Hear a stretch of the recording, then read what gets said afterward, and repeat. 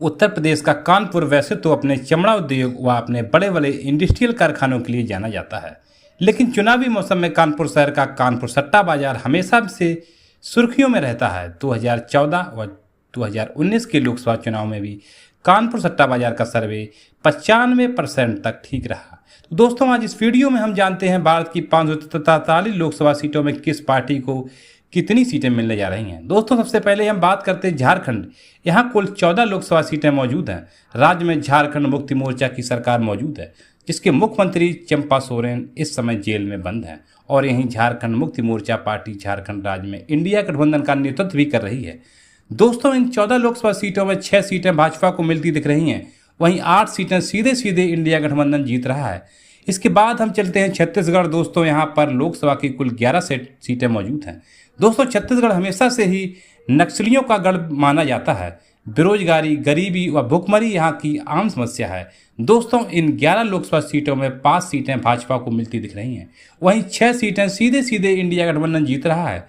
अब छत्तीसगढ़ के बाद हम चलते हैं मध्य प्रदेश, जहाँ पर कुल 29 सीटें लोकसभा की मौजूद है। दोस्तों, मध्य प्रदेश को भारतीय जनता पार्टी का गढ़ भी कहा जाता है, क्योंकि यहाँ पर राष्ट्रीय सेवक संघ यानी कि RSS के लोगों के बीच जमीनी पकड़ काफ़ी अच्छी मानी जाती है। तो दोस्तों, मध्य प्रदेश की इन 29 लोकसभा सीटों में 20 सीटें भाजपा को मिलती दिख रही हैं, वहीं 9 सीटें सीधे सीधे इंडिया गठबंधन जीत रहा है। मध्य प्रदेश के बाद हम चलते हैं पश्चिम बंगाल। दोस्तों, यहाँ पर कुल 42 लोकसभा सीटें मौजूद हैं। 42 लोकसभा सीटों में 26 सीटें इंडिया गठबंधन जीत रहा है।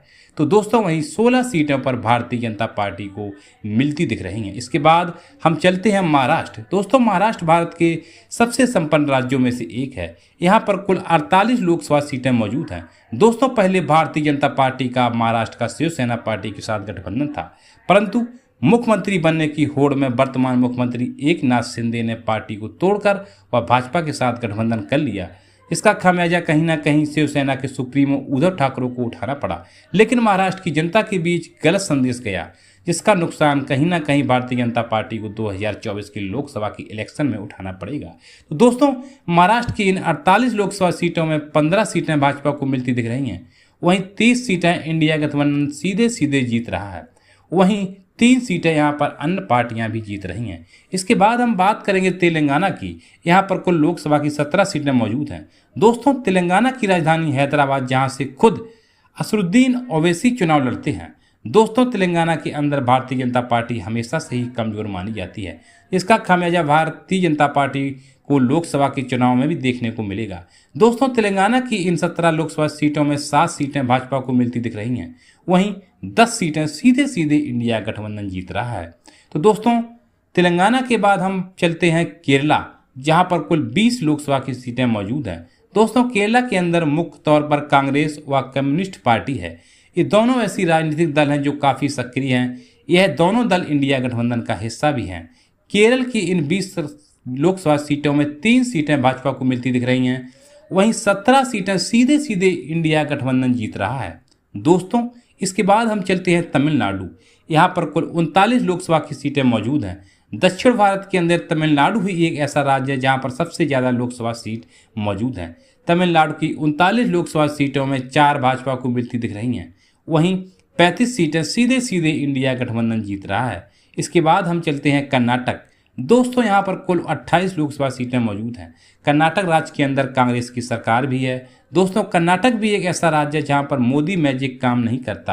अब क्यों काम नहीं करता, यह तो एक अलग विषय है, परंतु कर्नाटक की 28 लोकसभा सीटों में 8 सीटें भाजपा को मिलती दिख रही हैं, वहीं 20 सीटें सीधे सीधे इंडिया गठबंधन जीत रहा है। दोस्तों, कर्नाटक के बाद हम चलते हैं आंध्र प्रदेश में। यहाँ पर कुल 25 लोकसभा की सीटें मौजूद हैं। राज्य में YAS कांग्रेस की सरकार भी है, जिसके मुख्यमंत्री जगन मोहन रेड्डी। आंध्र प्रदेश की इन 25 लोकसभा सीटों में 10 सीटें भाजपा को मिलती दिख रही हैं, वहीं 7 सीटें सीधे सीधे इंडिया गठबंधन जीत रहा है। उसके अलावा 9 सीटें यहाँ की लोकल पार्टी YRS कांग्रेस जीत रही है। वहीं आप बात कर लेते हैं गोवा की। दोस्तों, गोवा भारत का सबसे छोटा प्रदेश है, जहां पर लोकसभा की कुल 2 सीटें मौजूद हैं। इन 2 सीटों में 1 सीट भाजपा की और 1 सीट इंडिया गठबंधन के खाते में जाती दिख रही है। दोस्तों अब चलते हैं मोदी के राज्य गुजरात में, जहां पर कुल 26 लोकसभा की सीटें मौजूद हैं। 2019 के लोकसभा चुनाव में भारतीय जनता पार्टी ने यहां पर 26 की 26 लोकसभा सीटें जीती थी। दोस्तों गुजरात को भाजपा व नरेंद्र मोदी का गढ़ भी बोला जाता है। गुजरात से नरेंद्र मोदी 2001 से लेकर 2014 तक मुख्यमंत्री के पद पर कार्यरत भी थे। गुजरात की इन 26 लोकसभा सीटों में 22 सीटें भाजपा को सीधे सीधे मिलती दिख रही हैं, वहीं 4 सीटें इंडिया गठबंधन जीत रहा है। दोस्तों अब चलते हैं राजस्थान, जहां पर कुल 25 लोकसभा सीटें मौजूद हैं। राजस्थान को भी भाजपा का गढ़ माना जाता है, लेकिन हाल ही में हुए राजस्थान की विधानसभा इलेक्शन में भाजपा ने गद्दावर नेता वसुंधरा राजे को सीएम न बनाकर भजन लाल शर्मा जैसे नई कैंडिडेट को चयन किया। इसके कारण से राजस्थान में क्षत्रिय समाज भाजपा से नाराज हो गया, जिसका असर कहीं न कहीं चुनाव में देखने को मिलेगा।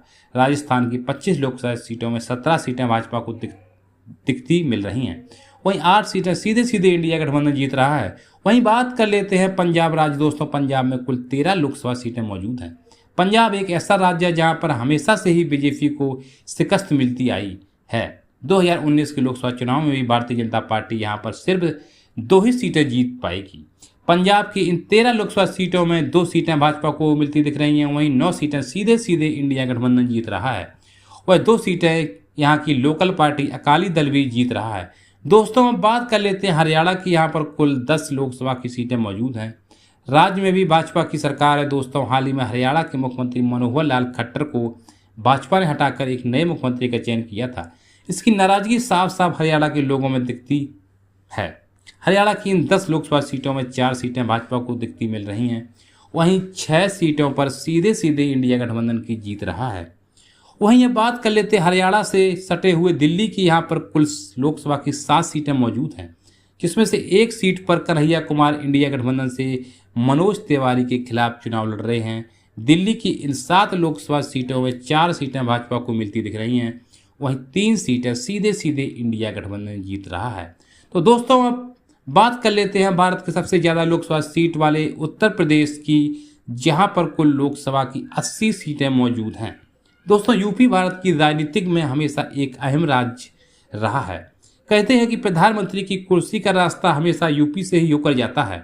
यहाँ पर समाजवादी पार्टी व कांग्रेस इंडिया गठबंधन का नेतृत्व कर रही है।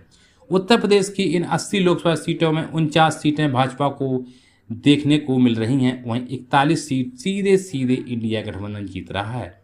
अब बात करते हैं यूपी के राज्य बिहार की, जहां पर कुल लोकसभा की 40 सीटें मौजूद है। इन 40 लोकसभा सीटों में 19 सीटें इंडिया गठबंधन जीत रहा है, तो वहीं दोस्तों 21 सीटें भारतीय जनता पार्टी भी जीत रहा है। अब बात कर लेते हैं हिमाचल प्रदेश की, जहां पर कुल 4 लोकसभा की सीटें मौजूद हैं। यहाँ पर कुल 2 लोकसभा सीटें भाजपा को और 2 इंडिया गठबंधन जीतते दिख रहा है। दोस्तों बात कर लेते हैं असम की। यहाँ पर कुल 14 लोकसभा की सीटें मौजूद हैं, जिनमें से 7 सीटें भाजपा जीत रही है, वहीं 7 सीटें इंडिया गठबंधन को मिलती हुई नजर आ रही हैं। इसी तरीके से हम बात कर लेते हैं उत्तराखंड राज्य की, जहां पर कुल लोकसभा की 5 सीटें मौजूद हैं। 2019 के चुनाव में 5 की 5 सीटें भारतीय जनता पार्टी ने जीती थी, लेकिन इस बार 3 सीटें भाजपा जीत रही है, वहीं 2 सीटें इंडिया गठबंधन के हाथ में जा रही हैं। उत्तराखंड के बाद चलते हैं उड़ीसा पर। यहाँ पर कुल 21 लोकसभा की सीटें मौजूद हैं। दोस्तों उड़ीसा में भाजपा लोकसभा की सीटें जीत रही है और वहीं 6 सीटें इंडिया गठबंधन को मिल रही हैं। इसके अलावा 10 लोकसभा सीट यहाँ की लोकल पार्टी बीजू जनता दल को भी मिल रही हैं। इसी तरीके से आप जम्मू कश्मीर को भी देख लेते हैं, तो यहाँ पर कुल 6 लोकसभा की सीटें मौजूद हैं, जिसमें से 2 सीटें भारतीय जनता पार्टी को जीत रही है, वहीं 4 सीटें सीधे सीधे इंडिया गठबंधन जीत रही है। इसके बाद बात कर लेते हैं सिक्किम की, जहाँ पर लोकसभा की सीट 1 मौजूद है जो भाजपा के खाते में जा रही है। इसके बाद हम बात कर लेते हैं मेघालय की, जहां पर लोकसभा की 2 सीटें मौजूद हैं, जिसमें से 1 सीट भारतीय जनता पार्टी को और 1 सीट इंडिया गठबंधन को जाती हुई नजर आ रही है। अब बात कर लेते हैं अरुणाचल प्रदेश की, जहां पर 2 सीटें मौजूद हैं, जिसमें से 1 सीट भाजपा की और 1 सीट इंडिया गठबंधन के खाते में जाती हुई नजर आ रही है। इसके बाद हम बात कर लेते हैं नागालैंड की, जहाँ पर 1 लोकसभा की सीट मौजूद है जो इंडिया गठबंधन के खाते में जाती हुई नजर आ रही है। नागालैंड के बाद हम बात कर लेते हैं मणिपुर राज्य की, जहां पर 2 लोकसभा की सीटें मौजूद हैं। मणिपुर की ये दोनों सीटें इंडिया गठबंधन के खाते में जाती हुई नजर आ रही हैं।